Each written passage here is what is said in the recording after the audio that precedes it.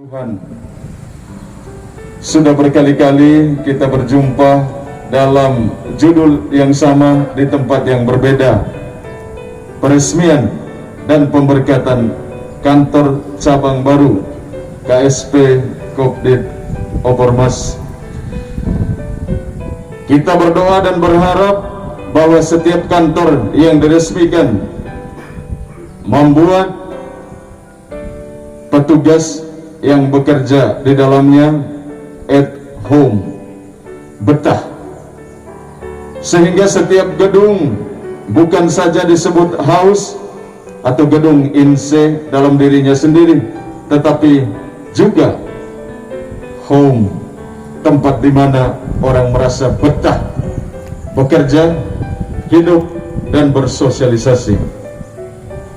Ketika kita bicara tentang satu institusi atau lembaga, di dalamnya punya norma, punya apa yang disebut lingkaran manajemen, punya sumber daya.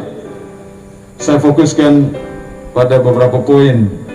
Pertama, tentang lingkaran manajemen, kita semua sudah sangat paham. Planning, organizing, actuating, controlling. Rencananya bersama, mungkin dalam rapat tahunan. Organizing, bagi tugas, siapa buat apa supaya tujuan bersama tercapai. Yang ketiga, laksanakan tugas. Prinsip dasarnya adalah miskin struktur, kaya fungsi. Dan terakhir, controlling, mencakup di dalamnya monitoring, pengawasan, dan evaluasi.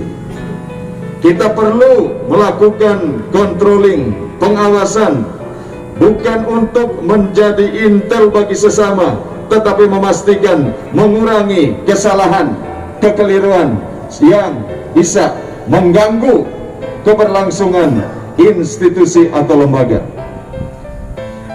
Evaluasi perlu dibuat supaya satu lembaga itu sehat, sehat manajemennya, sehat leadershipnya, sehat totalitas. Biasanya dalam ilmu manajemen, evaluasi yang sehat itu 3 bulan, kurang sehat 6 bulan, lebih sakit lagi kalau tunggu 1 tahun baru evaluasi. Kasus sudah menumpuk, masalah sudah menggunung. Ketiga, terkait dengan sumber daya, saya menyebut 4M: man, money, material, method. Ada orang dalam konteks kita KSP Kopdit Opormas, kalau saya tidak salah baca di dokumen, tahun 2021 sudah tembus 107.000 orang anggota. 107.000, sekitar itu. Kalau saya salah boleh dikoreksi. Kalau sudah ada men atau anggota atau orang, maka kita mendapatkan money, uang. Ini kan juga lembaga keuangan. Dari anggota, oleh anggota, untuk anggota. Kita sudah belajar bersama tujuan koperasi kan menyejahterakan anggota. Anggota siapa? Kita adalah KSP Opormas. Kalau Opormas hancur, maka kalian yang berdasi cekik ini, pakaian juga elit-elit, akan hancur. Tentu kita tidak mau supaya lembaga atau koperasi ini hancur, maunya eksis. Yang ketiga, material, sarana prasarana pendukung. Ada gedung baru sudah berapa? Belasan atau puluhan? Belasan, bahkan puluhan. Itu sarana pendukung memastikan koperasi ini eksis, baik kemarin, hari ini, maupun sampai selama-lamanya.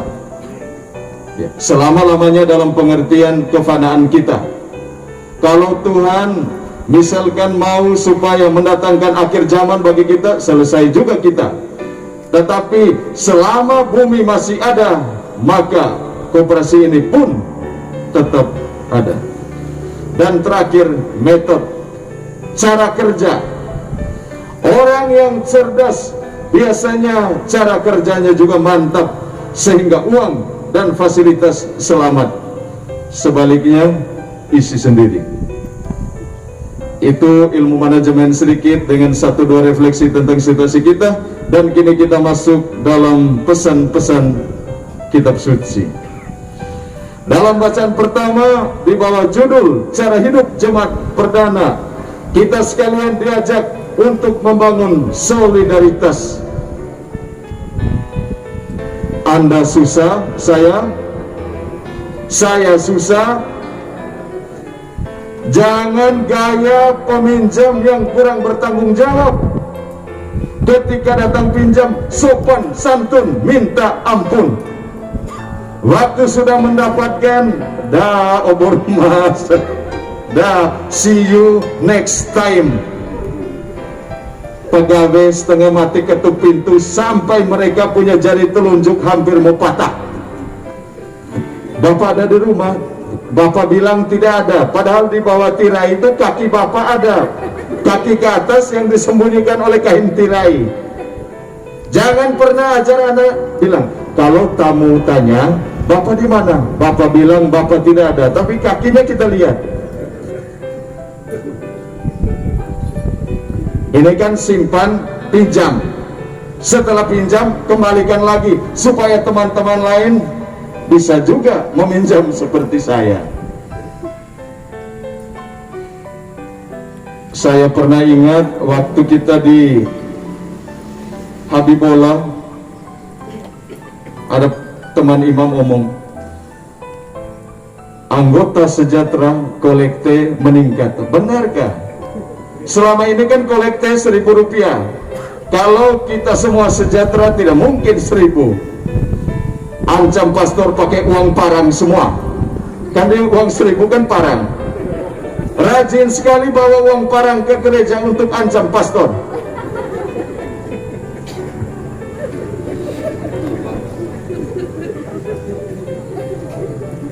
Jarang sekali, mungkin karena Bandara Pusat Soekarno-Hatta muncul di gereja. Hanya sekitar yang bawa parang, Pati Murah. Dan Pati Murah itu orang Katolik. Tidak heran kalau dia sering masuk gereja.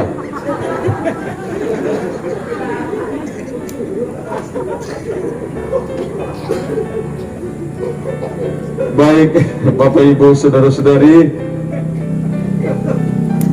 lalu dalam bacaan Injil tadi kita dengarkan bersama, judulnya memang sengit, penghakiman terakhir. Bocoran soalnya 6. Kepada mereka yang lapar diberi makan, yang haus diberi minum, orang asing diberi tumpangan, yang tidak punya baju dibajui.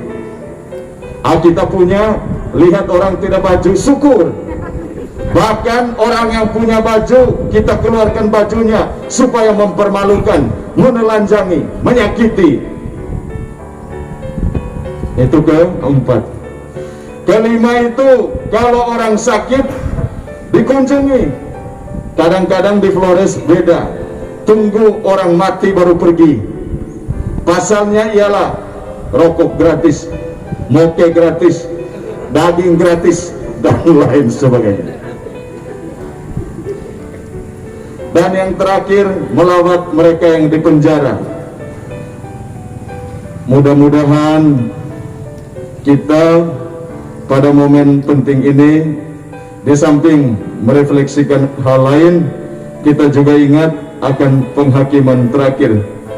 Kesimpulan dari 6 poin yang disebutkan Tuhan dalam Injil tadi sebenarnya hanya menyimpulkan hal ini: pentingnya berbuat baik demi keselamatan kita. Sebab Tuhan sendiri berkata, barang siapa melakukan itu untuk mereka, itu dilakukan untuk Tuhan. Sebaliknya, kalau kita tidak melakukan perbuatan baik tersebut untuk mereka, tidak juga untuk Tuhan. Padahal kita semua tidak akan luput untuk bertemu dengan Tuhan. Profesiat untuk keluarga besar KSP Kopdit Obormas yang pada hari ini memberkati dan meresmikan kantor cabang baru di wilayah Kewapante ini. Tuhan memberkati. Amin.